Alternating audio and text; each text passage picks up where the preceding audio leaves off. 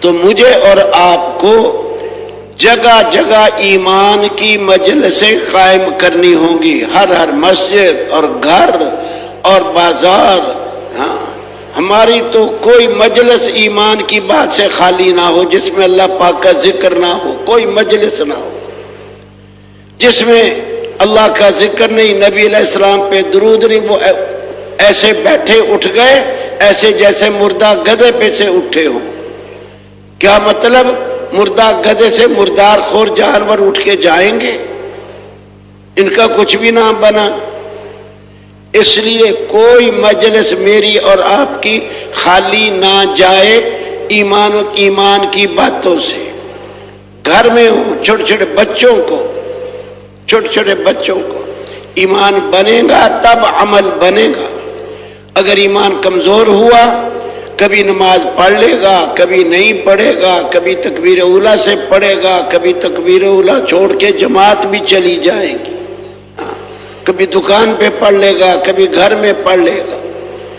ایمان ایسی قوت ہے جو آدمی کو اعمال کے لیے لے کے چلتی ہے، اور ایمان وہ قوت ہے جو آدمی کو برائی سے بچنے کے لیے بریک لگاتی ہے. ایمان کی قوت، اس کو ہم سمجھیں، میں بھی سمجھوں، آپ بھی، ہم سب محتاج ہیں. ہم سب محتاج ہیں. جتنا درجے کا ایمان ہوگا اتنے درجے کا عمل ہوگا.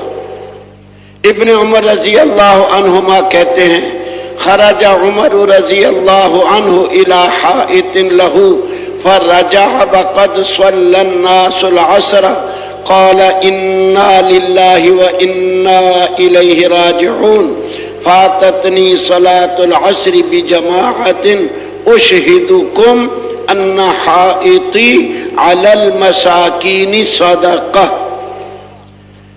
حضرت عمر بن خطاب ان کا ایک باغ تھا، وہاں گئے، جب واپس آئے تو عصر کی جماعت ہو چکی تھی.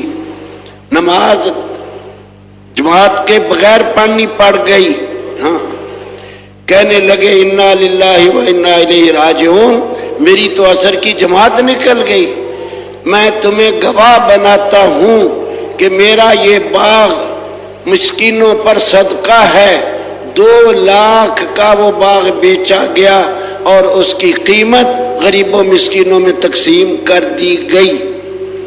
ایمان ہوگا نماز کی وجہ سے باغ چھوڑے گا، ایمان نہیں ہوگا باغ کی وجہ سے نماز چھوڑے گا.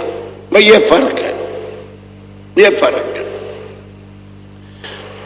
آج ہم لوگوں کو اللہ کے حکموں پہ تیار تو کرنا چاہتے ہیں لیکن اپنے اپنے عقل کے گھوڑے دوڑاتے ہیں. یہ کریں گے پھر لوگ تیار ہوں گے. ایسا نہیں ہے، ایسا نہیں ہے. ایمان ایسی قوت ہے، ایمان ایسی قوت ہے. جیسے ہم خود، یہ ہمارا مجمع یہ ایمان کی وجہ سے نماز پڑھتا ہے، حکومتوں کے ڈر سے نہیں پڑھتا. آپ جو سارے بیٹھے ہو، ہاں، حکومتوں کے ڈر سے نہیں نماز پڑھ رہے، بلکہ سارے ملک والے حکومتوں کے ڈر سے روزہ نہیں رکھتے. کیوں؟ جو نماز نہ پڑھے حکومت تو ہماری اسے کچھ بھی نہیں کہتی. ہمارے پاکستان کی حکومت اب جو نماز نہ پڑھے اس کو کچھ بھی نہیں کہتی، جو روزہ نہ رکھے اسے کچھ بھی نہیں کہتی، جو زکوٰۃ نہ دے کوئی کچھ بھی نہیں کہتی. کوئی قانون نہیں. کوئی حج نہ کرے کوئی قانون نہیں. ساری زندگی قرآن کھول کے نہ دیکھے حکومت اسے کچھ بھی نہیں کہتی. ساری زندگی کوئی ذکر اذکار نہ کرے حکومت کچھ بھی نہیں کہتی. پھر یہ جتنی مسجدیں بنی ہوئی ہیں، جتنی اذانیں ہو رہی ہیں، جتنے لوگ نماز روزہ حج زکوٰۃ کر رہے ہیں پاکستان کے اندر، ہاں، جو تو حکومت تو کچھ بھی نہیں کہتی. یہ کیوں کر رہے ہیں؟ یہ سوچو کیوں کر رہے ہیں؟ جس ڈر سے، جس امید سے ہم اور آپ یہ سارے پاکستان کے نمازی اور روزے والے نماز روزہ حج زکوٰۃ ادا کرتے ہیں، ذکر عبادت تلاوت کرتے ہیں، اسی ڈر سے باقی جو نہیں کرتے ان کو کرانا ہے۔